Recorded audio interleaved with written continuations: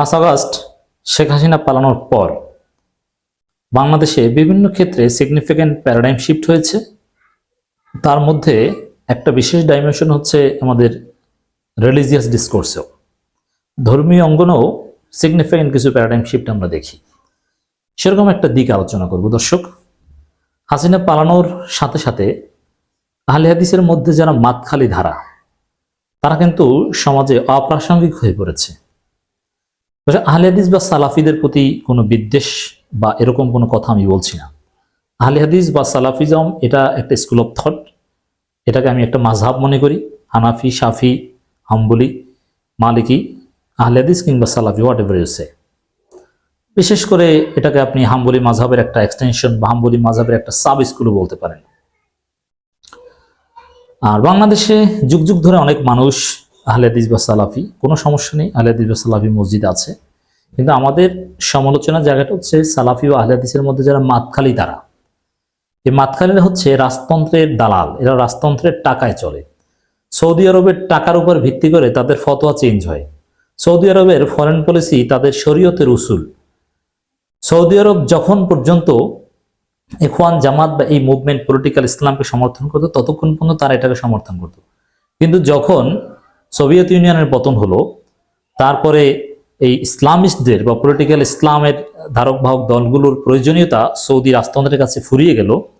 যখন যুক্তরাষ্ট্রের সাথে মাখামাখি করার সময় আসলো, যখন আমেরিকার সেনা মক্কা মদিনার পবিত্র ভূমিতে মোতায়েন করার খায়েশ জাগলো তাদের রাজতন্ত্র টিকিয়ে রাখার স্বার্থে after the fall of Soviet Union, তখন এই পলিটিক্যাল ইসলাম বা ইসলামপন্থী দলগুলো এগুলো নাজায়েজ হয়ে গেল। তখন এই মাতখালি জমের উৎপত্তি। এর মানে মাতখালি জম, মাতখালি যারা রাবিয়াল, হাদিয়াল, মাতখালি, অনেক আলোচনা সেদিকে যাচ্ছে। মানে এরা কারা? এরা আহলে হাদিস বা সালাফি নামধারী পেট্রো ডলারে পরিচালিত একটা গ্রুপ, যাদের শরীয়তের রসুল হচ্ছে সৌদি আরবের ফরেন পলিসি। কোরআন সুন্নাহর অপব্যাখ্যা বা কোরআন সুন্নাহকে তারা সাজায় সৌদি আরবের ফরেন পলিসির আলোকে, যেটার ব্যাকগ্রাউন্ড সম্পর্কে একটু ধারণা দিলাম। এই যে গ্রুপটা, এই গ্রুপটা ভালো কথা বলে অনেক সময়, কিন্তু তাদের উদ্দেশ্য, মানে অনেক সময় আমরা বলি না যে কথা বলো কিন্তু উদ্দেশ্য খারাপ, অনেকটা এরকম যে মুসলমানদের মধ্যে, ইসলামপন্থীদের মধ্যে ফিতনা সৃষ্টি করা, বিভেদ সৃষ্টি করা, ডিভাইড অ্যান্ড রুল, এগুলো এই রাজতন্ত্র বা আধিপত্যবাদী শক্তিগুলো পেট্রোডলার দিয়ে এই মাতখালি হুজুরদের মাধ্যমে করায়। এজন্য স্বাভাবিকভাবেই ফ্যাসিবাদী রেজিমগুলো এই হুজুরদেরকে কাজে লাগায়, মানুষকে একটা বিশেষ কাজে ব্যস্ত রাখে, রাজনীতি সচেতন হতে দেয় না। আপনি দেখেছেন কিনা, যতদিন হাসিনা ক্ষমতায় ছিল ততদিন পর্যন্ত আহলে হাদিসের ফতোয়া, আহলে হাদিসের প্রাসঙ্গিকতা, সব আহলে হাদিসের কথা বলছি না, এই মাতখালিদের ব্যাপক ছিল, কিন্তু এখন কিন্তু নাই। একটা বড় ঘটনা ঘটে গিয়েছে, আমি সেই কেস স্টাডি করবো, এই সেজন্য এই ভূমিকা। যেমন একসময় আপনি দেখেছেন যে বাংলাদেশে মাতখালিদের মধ্যে অন্যতম বড় মাতখালি আলেম, তবে মাতখালি জমের খপ্পরে যারা পড়েছে এরা সবাই একসময় জামাত ইসলামী করত। ডক্টর আবু বকর জাকারিয়া, অনেকে কপি হুজুর বলে, আবার অনেকে চোরও বলে, প্লেজিয়ারিজম এক ধরনের চুরি। এই আবু বকর জাকারিয়া তিনি পেট্রোডলারে চলেন, এটা আমরা জানি।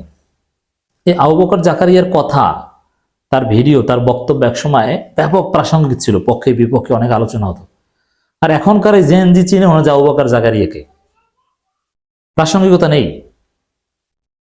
এরপরে আর মঞ্জুরুল্লাহি ছিলেন, এরকম আরো ছিলেন। এই মঞ্জুরুল্লাহ, আবু বকর জাকারিয়া সবাই জামাত করতো, জামাতের কেউ কেউ রোকন ছিলেন। আব্দুল্লাহ সাইফুল্লাহ, এরকম আব্দুল্লাহ সাইফুল্লাহ না, সরি, ডক্টর সাইফুল্লাহ, আব্দুল্লাহ সাইফুল্লাহকে আবার ভুল হয়েছেন না কেউ, তিনি সঠিক জায়গায় ছিলেন। এরকম আরো অনেক আছে। বিশেষ করে যারা সৌদি রাজতন্ত্রের পক্ষে খুব স্ট্রংলি কথা বলতো বা সেখান থেকে টাকা পয়সা পেত, সৌদি সরকার তাদের বই পুস্তক বের করতো। সংগঠনপন্থী আহলে হাদিসের মধ্যে এরকম কিছু ছিল, আবার সংগঠন বিরোধী আহলে হাদিসের মধ্যেও তো অনেক ধারা ছিল। এরা দেখবেন যে যখন জনগণ জুলুমের বিরুদ্ধে রাজপথে নেমেছিল, তখন এই মাতখালিরা ফতোয়া দিত যে হরতাল হারাম, অবরোধ হারাম, এগুলো ঠিক না। জুলুমের বিরুদ্ধে বলতো না, যে মানুষগুলো মজলুম, বিচারের নামে হত্যা করা হচ্ছে, এগুলো বলতো না। কিন্তু জামাত, শিবির, বর্ণন হুজুররা, হেফাজত যখন হরতাল দিত, হরতাল জায়েজ নাই, অবরোধ জায়েজ নাই, অনেক হাদিস টাদিস নিয়ে আসতো।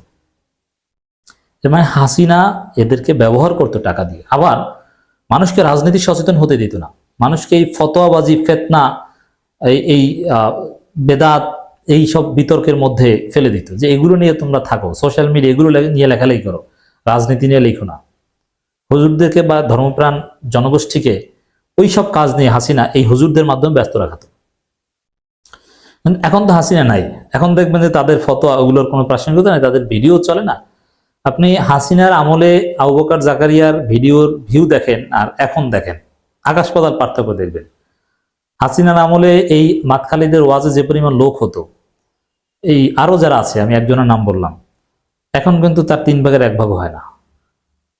বিশ্ববিদ্যালয় বা যেখানে চাকরি করতো তখন তাদের যে পাওয়ার ছিল, এখন কিন্তু তাদেরকে চালানোর কেউ দাম দেয় না। তারা ভয়ের মধ্যে আছেন যে কি না কি হয়, কোন সময় ছাত্ররা এসে আবার গাড় ধরে বের করে দেয়। তো এবার একটা ঘটনা ঘটেছে, স্বাধীন বাংলাদেশে এই 5 আগস্টের পর প্রথম শবে বরাত উদযাপিত হয়েছে। এই শবে বরাত নিয়ে অনেক বিতর্ক, পক্ষে বিপক্ষে অনেক কথাবার্তা আছে। কিন্তু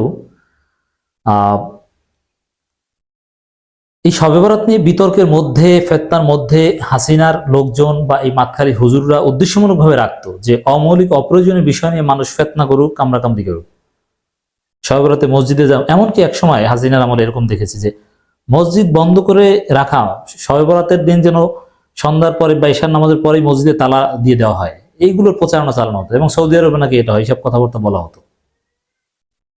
মসজিদে এক পর্যায়ে এগুলো উঠে গিয়েছিল, এদের প্রচারণা চালিয়ে উঠিয়ে দিয়েছিল। মসজিদে খাওয়া জিলাপি, হালুয়া, রুটি এগুলো হতো না, মানে শবে বরাত হারিয়ে গিয়েছিল প্রায়। এবার কিন্তু মানুষ ব্যাপক উৎসাহ উদ্দীপনার মধ্য দিয়ে শবে বরাত পালন করেছে এবং এই হুজুরদের ফতোয়ায় কাজ হয়নি।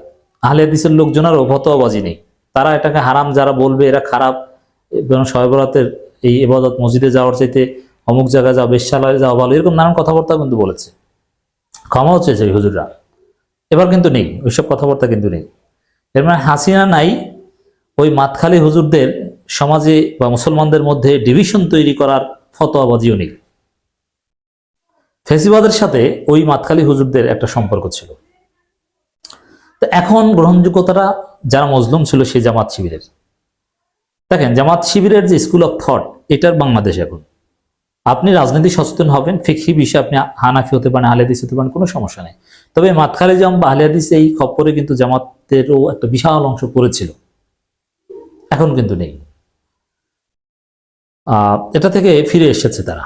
এটা ছিল একটা ফাঁদ, রাজতন্ত্রের ফাঁদ, টাকা পয়সা দিয়ে ধর্মীয় আবরণে মানুষকে রাজনীতি বিমুখ করা, রাজনীতি হারাম, গণতন্ত্র হারাম, এইসব অনেক কথাবার্তা কিন্তু বলতো, ভোট দেয়া হারাম।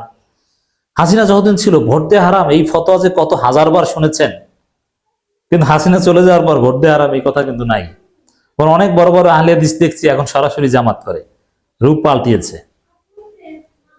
মানে জামাত এটা তাদের বাঁচার জন্য, কারণ যারা আহলে হাদিস তাদের কাছে জামাত, অনেকে আওয়ামী লীগও করতো, যেমন আহলে হাদিসের অনেক বড় বড় গুরু যারা কোটি কোটি টাকা দিত, রহমতুল্লাহ এমপি পালিয়েছে, সাইদ খোকন পালিয়েছে, এই আহলে হাদিসের গুরুরা তো নাই।